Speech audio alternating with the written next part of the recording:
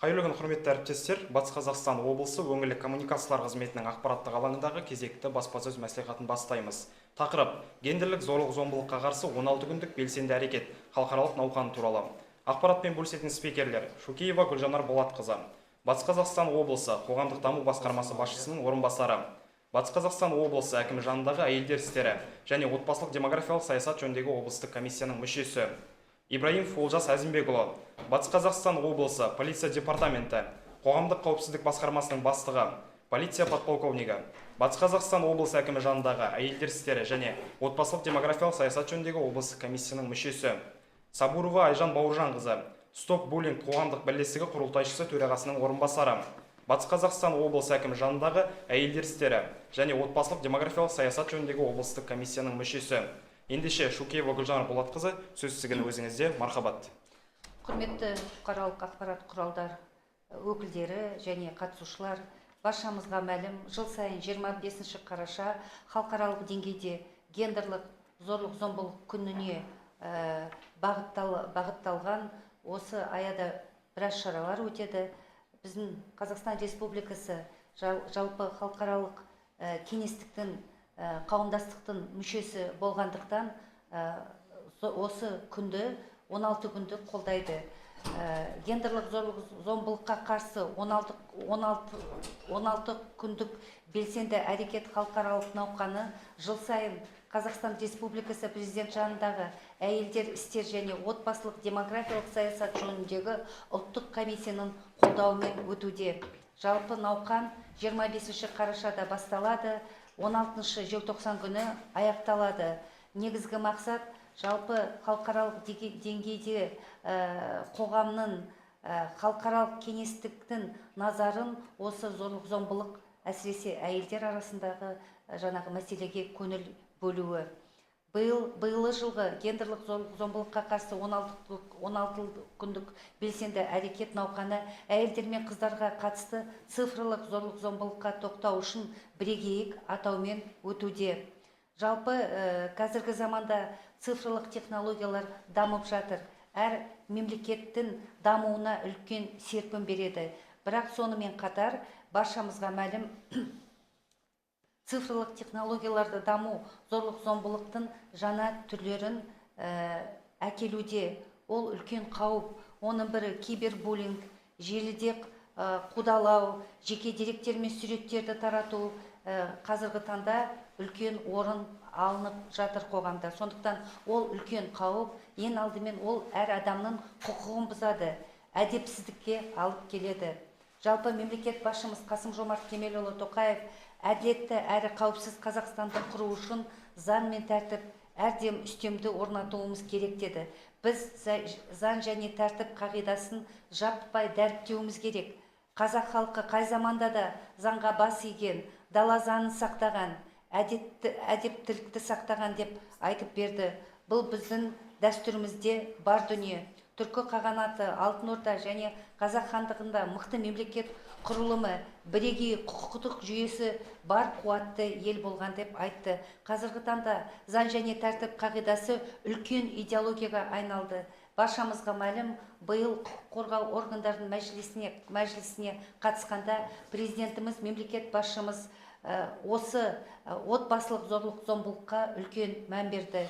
Сондықтан жалпы айтқанда мемлекет тарапынан үлкен мемлекеттік саясат аясында үлкен қадамдар қолға алынды. Оның бірі ол жаңағы зорлық-зомбылық жасаған үшін берілетін жаза күшейтілді, заң қабылданды. Жалпы деректерге келсек, соңғы кезде отбасылық тұрмыстық қылмыс саны жыл басынан бастап 30%-ға төмендеген. Соңғы 5 жылда әйелдерге қатысты құқық бұзушылық 2 есеге азайған. Әрине бұл жақсы ақпарат. Бұл деген жаңағы мемлекет тарапынан қабылданып жатырған шаралардың берген нәтижесі деп ойлаймыз. Осыған орай мына гендерлік зорлық-зомбылыққа қарсы 16 күнге байланысты Батыс Қазақстан облысында да біраз шаралар қабылданып жатыр. Біз де оны қолдаймыз. Облыс деңгейінде жаңағы әйелдер істер және отбасылық демография саясат жөніндегі ұлттық комиссияның облыс деңгейінде де шаралар қабылдануда. Батыс Қазақстан әкімшілігі полиция департаментімен бірігіп облыстық жоспар қабылданды. Бұл жұмысқа облыстық басқармалар, Орал қаласының және 12 аудан әкімдіктері, азаматтық қоғам ұйымдары мен бақ өкілдері қатысады. Арнайы жасақталған жоспарға 300-ден астам шара бекітілген. 25 қарашада басталып, 10 желтоқсанда шаралар аяқталады. Негізгі бағыт ақпараттық түсіндіру жұмыстары, брифинг өткізу, ақпараттық көрнекті материалдарды жариялау, әсіресе әлеуметтік желі арқылы.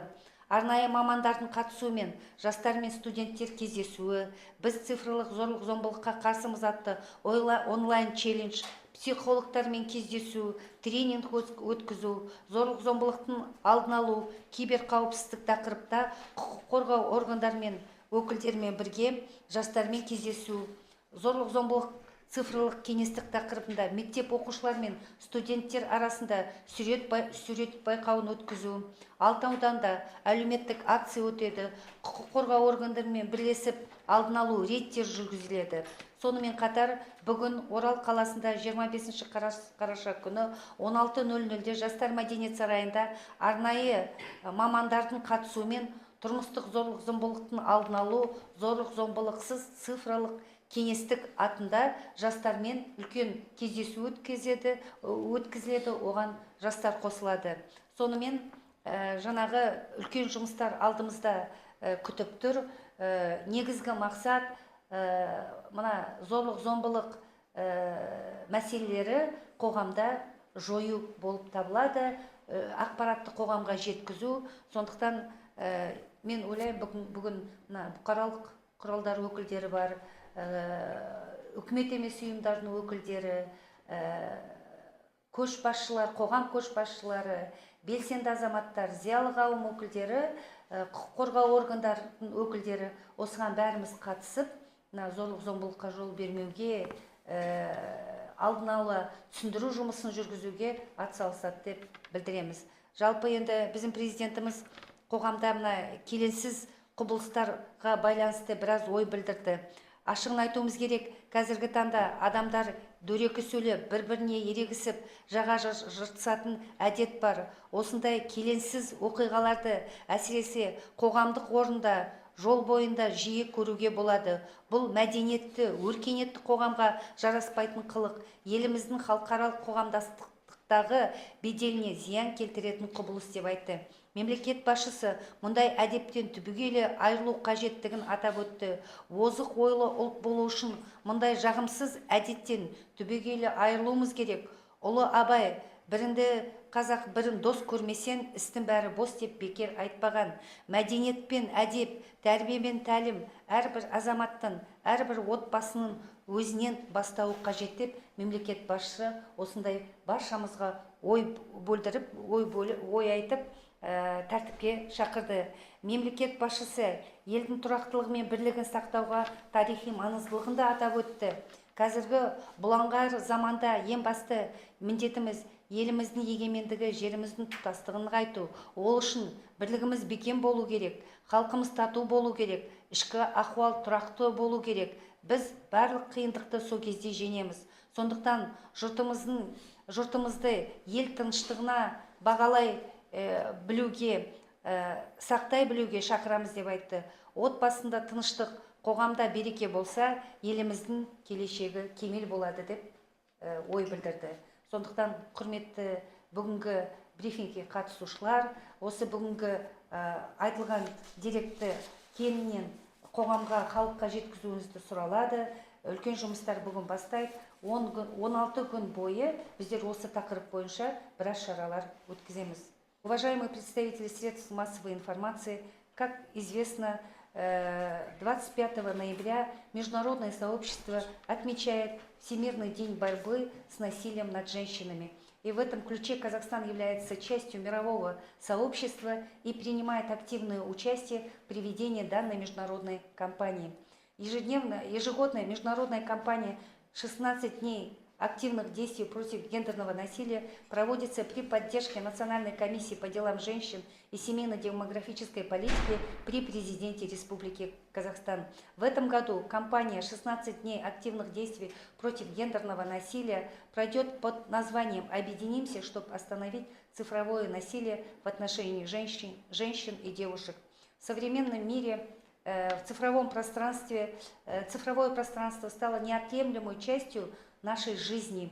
И Республика Казахстан сегодня принимает определенные меры по развитию цифровых технологий, и данное направление стало стратегическим направлением в развитии нашего государства и экономического развития. Вместе с тем цифровое развитие несет в себе определенные угрозы. Мы сейчас видим, что развитие цифровых технологий породило новое насилие, кибербуллинг, преследование в сети, распространение личных данных, изображение без согласия и угрозы и унижение в онлайн-среде. Женщины и девушки становятся в этой части основной группой, которая подвергается данному насилию. Поэтому в этом году Международный день борьбы с насилием проходит под данной эгидой. В нашей области сегодня сформирован областной план по поддержке данной кампании, в котором предусмотрены проведение более 300 мероприятий с участием государственных органов, правоохранительных органов, лидеров общественного мнения, неправительственных организаций, средств массовой информации, основная деятельность которых направлена на доведение общества нетерпимости к бытовому насилию, цифровому насилию, гендерному насилию и так далее. Мероприятие пройдет с 25 ноября по 10 октября. 16 дней в нашей области будут проведены различные мероприятия, информационно-разъяснительная работа, брифинги, публикации информационных материалов в социальных сетях, в средствах массовой информации, встречи с молодежью и студентами, с участием специалистов, онлайн-челленджи и флешмобы «Мы против цифрового насилия», тренинги с участием психологов, встречи представителей правоохранительных органов с молодежью, профилактика насилия, кибербезопасность, тема конкурса рисунков среди школьников и студентов на тему «Цифровое пространство без насилия». В районах будут проведены различные мероприятия разного формата. Кроме того, хотим сообщить, что сегодня, 25 ноября, когда день начала данной международной кампании, во Дворце молодежи города Уральск состоится встреча с участием студентов на тему «Профилактика бытового насилия, цифровое пространство без насилия» в 16:00. Всех мы приглашаем для освещения данного мероприятия. То есть данное мероприятие знаменует старт кампании в поддержку, значит, международной кампании «16 дней активных действий против гендерного насилия» в Западно-Казахстанской области. Мероприятие проходит в соответствии с планом. В целом предусмотрено проведение более 300 мероприятий, поэтому мы приглашаем всех осветить данные мероприятия. Кроме того, нужно отметить, что сегодня в нашей стране проходит большая работа по продвижению идеологии «Закон и порядок». Глава государства, выступая на заседании правоохранительных органов, отметил, что сегодня бытовое насилие имеет определенные угрозы, поэтому необходимо принимать в рамках принципа «закон и порядок» меры. Вы знаете, что принят закон, ужесточены нормы закона, проводится огромная информационная разъяснительная работа с участием творческой научной интеллигенции, средств массовой информации, лидеров общественного мнения, неправительственных организаций. Я думаю, что есть цифры, которые, если провести анализ, то идет в целом по статистике по стране уменьшение этих цифр. Мы думаем, что это результат той самой государственной политики, которую мы сегодня проводим в рамках принципа «закон и порядок». президент обратился, при этом сказал, что нужно откровенно признаться, что сегодня часто люди нарушают закон, что приводит к разногласию в обществе, представляют угрозу для единства казахстанского общества. Поэтому такие поведения дискредитируют не только наше общество, но и государство на международном уровне. И он призвал, чтобы нецензурные выражения в общественных местах, применение силы, в целом насилие дискредитирует и оказывает негативное влияние на имидж нашей страны. Глава государства подчеркнул, что необходимо полностью избавиться нашему обществу от привычек, дискредитирующих наш народ, отметив, чтобы быть передовой нацией, мы должны окончательно избавиться от подобных негативных проявлений. Поэтому историческую важность президент отметил необходимости сохранения стабильности и единства нашего народа.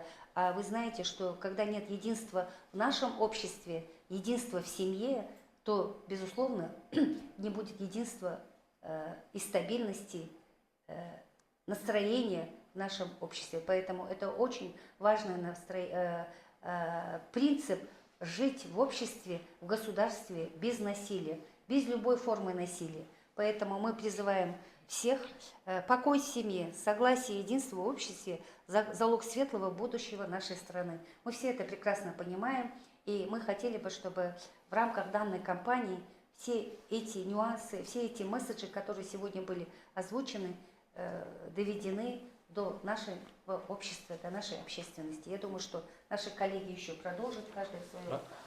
Қайырлы күн, құрметті бұқаралық ақпарат құралдарының өкілдері. Жаңа Гүлжанат Болатқызының айтып өткендей, әйелдерге қатысты, оның ішінде отбасылық тұрмыстық қатынастар саласында жасалатын құқық бұзушылықтардың профилактикасы мәселелеріне ерекше көңіл бөлінуде. Мемлекет басшысының тапсырмасы бойынша осы жылдың қаңтар айында Ішкі істер министрлігінің жүйесінде отбасылық тұрмыстық зорлық-зомбылықпен күрес жөніндегі мамандандырылған бөлімше құрылды. Біздің облыста бұл бағытта тікелей айналысатын қосымша 30 бірлік енгізілді. Олардың негізгі міндеттері тұрмыстық зорлық-зомбылық фактілері бойынша сигналдарды сапалы және жедел қарауды қамтамасыз ету мақсатында ішкі істер органдарының барлық қызметтерінің жұмысын үйлестіру. Қайталама тұрмыстық зорлық-зомбылық жасау қаупін бағалау және құқық бұзушыны қайта әлеуметтендіру бойынша жұмысты ұйымдастыру. Халықты ақпараттандыру және тұрмыстық зорлық-зомбылыққа нөлдік төзімділікті насихаттау. Жалпы ағымдағы жылдың өткен 10 айында әйелдерге қатысты 1330 қылмыс тіркелді. Оның ішінде 134 қылмыс отбасылық тұрмыстық қатынастар саласында жасалынып отыр. Ағымдағы жылдың өткен кезеңінде әкімшілік құқық бұзушылық туралы кодекстің 73-ші бабына сай, яғни отбасы тұрмыстық қатынастар аясында құқыққа қарсы әрекеттер бойынша 2300-ден астам құқық бұзушы әкімшілік жауапқа тартылды. Соттармен 868 ерекше талап белгіленді. Мінез құлыққа қойылған ерекше талаптарды бұзудың 472 дерегі анықталды. 2400-ден астам қорғау нұсқамасы шығарылды. Қорғау нұсқамасын бұзған үшін әкімшілік кодекстің 461 бабы бойынша 152 тұлға жауапкершілікке тартылды. Маскүнемдікке шалдыққан 144 адам мемлекет мәжбүрлі емдеу орнына мәжбүрлі түрде жолданды. Жалпы әйелдерге қатысты жасалған құқық бұзушылықтың негізгі бөлігін мүлікке қарсы қылмыстар құрап отыр. Оның ішінде 448-і алаяқтық, соның 266 интернет алаяқтық. Ағымдағы жылдың 16 шілдесінде мемлекет басшысы Қазақстан Республикасы қылмыстық заңнамасының оңтайландыру мәселелері бойынша Қазақстан Республикасының кейбір заңнамалық актілеріне өзгерістер мен толықтырулар енгізді және қол қойды. Заң ағымдағы жылдың 16 қыркүйегінде күшіне енді. Қылмыстық кодексте жаңа баптар енгізілді. Олар 115-те прим. 1 сталкинг, 127 прим. 1 некеге тұруға мәжбүрлеу, 232 прим. 1 банкноттық шотқа төлем құралына немесе сәйкестендіру құралына қолжетімділікті заңсыз ұсыну, беру және сатып алу. Добрый день, уважаемые представители средств массовой информации. Вопросам профилактики правонарушений, совершаемых в отношении женщин, в том числе в сфере семейно-бытовых отношений, уделяется большое внимание. По поручению главы государства в январе текущего года в системе МВД создано специализированное подразделение по борьбе с семейно-бытовым насилием. В нашей области введено дополнительно 30 единиц, которые предметно занимаются этим вопросом. Основными задачами является координация работы всех служб органов внутренних дел по качественному и оперативному рассмотрению сигналов о бытовом насилии, определение оценки риска совершения повторного бытового насилия и организация работы по ресоциализации правонарушителей, информирование населения и пропаганда нулевой терпимости к бытовому насилию. По итогам 10 месяцев текущего года зарегистрированы 1330 преступлений, совершенных в отношении женщин. Из них 134 преступления совершены в сфере семейно-бытовых отношений. Принимаем меры профилактики по итогам 10 месяцев. Это привлечение правонарушителей к административной ответственности по статье 73 Кодекса административных правонарушений. Так, более 2300 граждан привлечены за данные нарушения. Установлено особых требований судами 868 особых требований к поведению. Вынесено защитное предписание 2464. По статье 461 КоАП за нарушение защитных предписаний привлечено 152 лиц, которые нарушили требования защитного предписания. Направлены больных алкоголизм на принудительное лечение в СЛПУ 144 больных. Основную долю правонарушений, совершенных в отношении женщин, составляет преступление против собственности. Это 837 преступлений, из которых 448 преступлений это мошенничество, в том числе 266 интернет-мошенничества.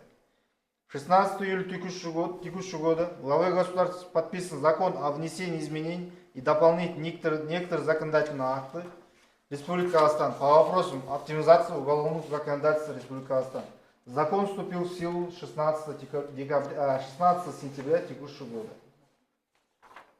Уголовный кодекс введены новые статьи, такие как статья 115 прим.1 сталкинг, статья 125 прим.1 принуждение к вступлению в брак и статья 232 прим.1 незаконное предоставление, передача и приобретение доступа к банковскому счету, платежному инструменту или идентификационному средству.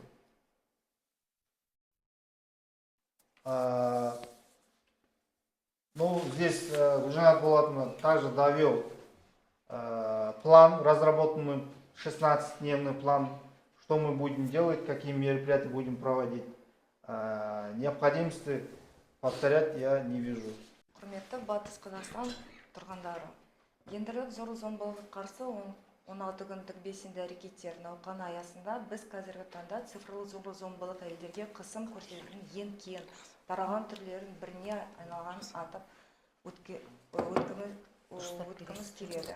Әрбір әйелдің құқығы қауіпсіздік, ол тек нақты өмірде ғана емес, цифрлық кеңістікте де қамтамасыз етілуі тиіс. Сандық зорлық-зомбылыққа қорқыту, қудалау, алаяқтық, шоттарды бұзу, жеке ақпаратты тарату және қысымның басқа түрлері жатады. Тәуекелдікке азайту үшін сандық сақтақты сақтау маңызды. Біреу сілтемелерге бармаңыз. Күмәнді немесе тыйым салынған арналарға кірмеңіз. Жеке ақпаратты жариялауға мұқият болыңыз. Күрделі паролдар мен екі факторы аутентификацияны қолданыңыз.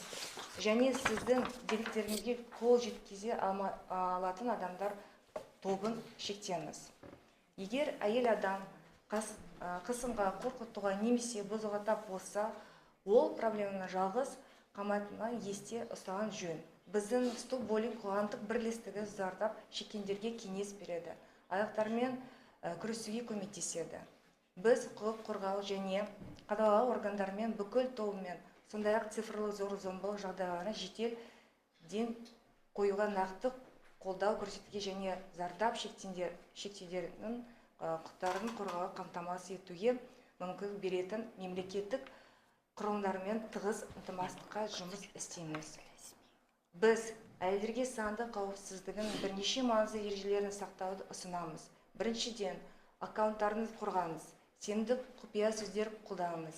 2. Фактор аутентификацияны қосыңыз және парақшаларына кіруге рұқсаты бар құрылғыларды тексеріңіз. Екіншіден, жеке ақпаратпен мұқият болыңыз. Фотосуреттерге, геолокацияға және құжаттарға қолжетімділікті шектеңіз.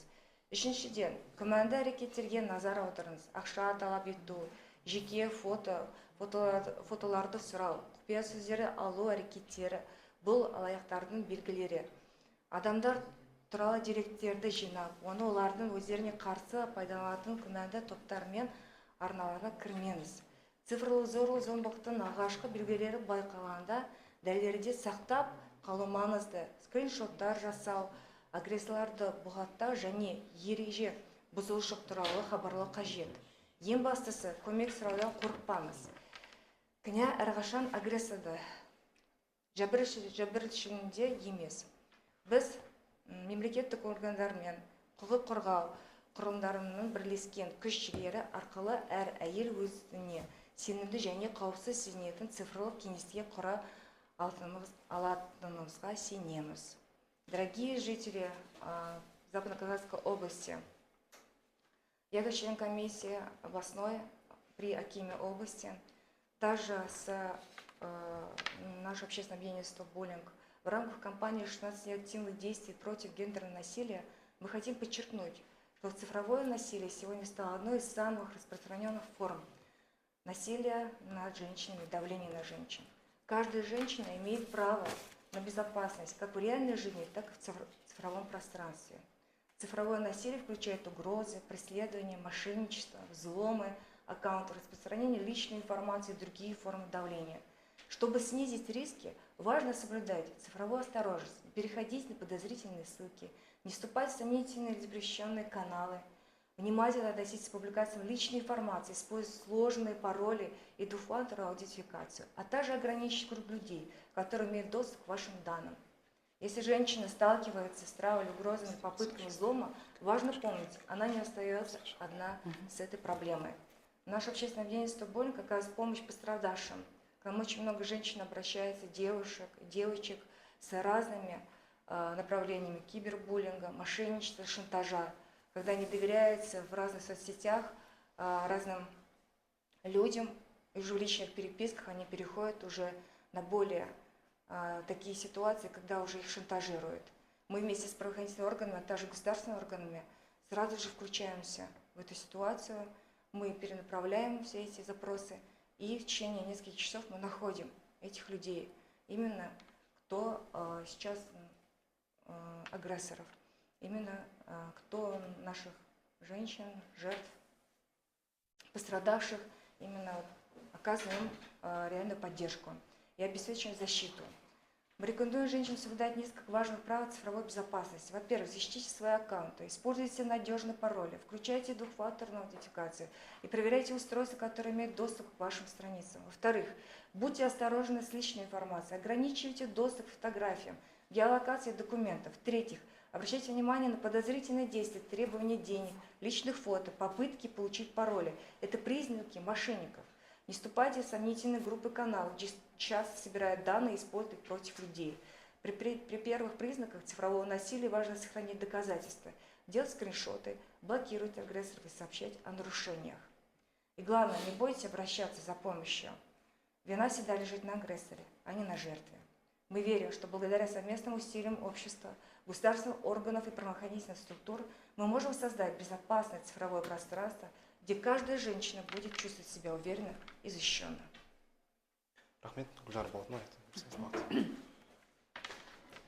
Ну, тема очень актуальная. Мы хотели обратить внимание на то, что сегодня в социальной сети мы видим, что мы сами становимся жертвами, когда от нашего имени идет переписка, кому-то отправляют развитие технологий. Вот к этому и привело, что от имени Акима области, от имени руководителей области, от имени депутатов начали писать поручения, значит, СМС-ки и так далее. Это тоже один из видов вопросов цифровой безопасности. Утечка информации, как мы сегодня говорим, слив переписки, фотографии, шантаж.